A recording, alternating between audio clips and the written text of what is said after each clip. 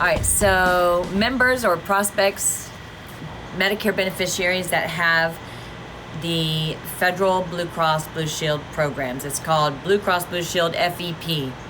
And they have a very nice group plan that acts as a secondary to their Medicare if they chose to get their Medicare A and B.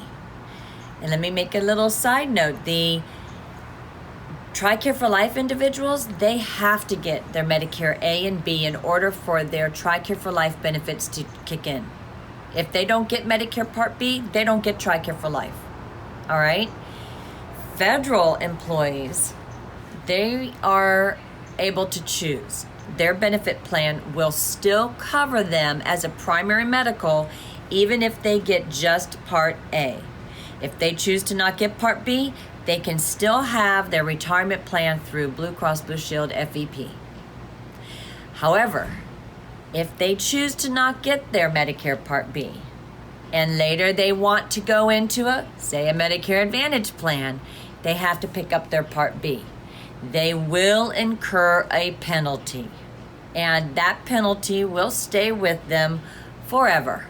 Who are the FEPs? And this is a very slim example, okay? But you have your reservist, you have civilian jobs like mailmen, post office, you've got some of the teachers, you've got state educational people, you also have you have your Coast Guard, you have those types of folks all on a state or federal benefit plan, and it's called the Blue Cross Blue Shield FEP. What's the difference between railroad retirees and federal employees? Okay, so railroad retirees are basically just like Medicare with a different card, where federal employees could choose to have A and not B, or A and B.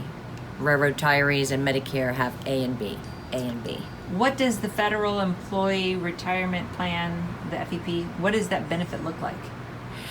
Oh, that benefit is like a group insurance. When you come, if they decide to not have Part B and they use their FEP as their primary medical, it would be like having group insurance with a co-payment when you go use a doctor, a little bit more if you use a doctor out of network. And is it free? No, they pay in a good range of $500 when it's what they call self plus one. So they pay a monthly premium, plus they have a deductible co-insurance network copay. So why would they want to keep that instead of getting a Med Advantage? There are certain extra benefits involved in the FEP plan. They have a really rich benefit for their hearing, their dental. They have extra things that if they had foreign travel, there's certain things built into that group plan that are different than Medicare offers. Federal employees have the ability to suspend their benefits.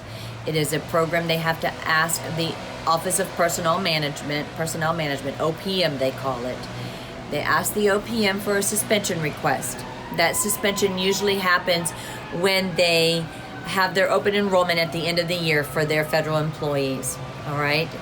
They can suspend that usually year after year after year.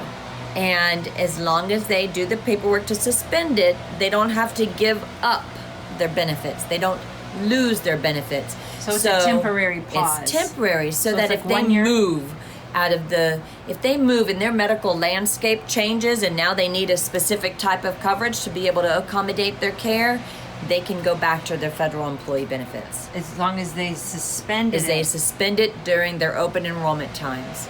And you suspend it for 1 year at a time? Yes, ma'am. So they can get it back? They can get it back. As opposed to, can they just terminate it? When people make that mistake? They can terminate it, but I don't know why anyone would encourage them to do that. And if you don't suspend it, then they bill you? Then they bill you. Okay. One of the reasons why a federal employee might want to come off of their benefit plan is because of cost of premium.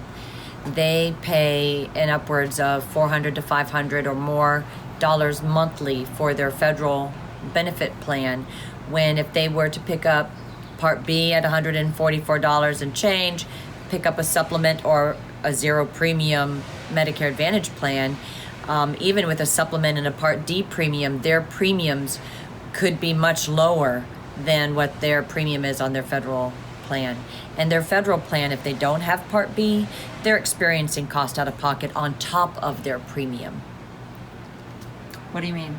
Where with co-payments and co-insurance up to a max out of pocket, just like in a standard group employee benefit plan. They're going to share co-payments with a deductible and max out of pocket, even though they're paying a premium. So having that premium exposure and having out of pocket exposure built in, they might want to come off of that federal employee benefit plan, get their A, their B, buy a supplement if needed, or suspend their benefits under their federal employee plan, which will suspend their premium, and then use a Medicare Advantage plan along with their Medicare. They can, or in place of their Medicare.